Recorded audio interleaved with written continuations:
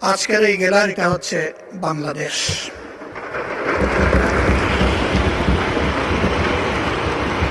এই গ্যালারির দিকে তাকিয়ে আছে বাংলাদেশ। এই গ্যালারির দিকে শুধু বাংলাদেশে অবস্থানরত বাংলাদেশিরা নয়, সারা বিশ্বে ছড়িয়ে ছিটকে থাকা যত বাংলাদেশি আছে তারা সবাই আজ তাকিয়ে আছে। তারা এটাকে তাদের একটা প্রত্যাশার ঠিকানা হিসাবে দেখতে চায়।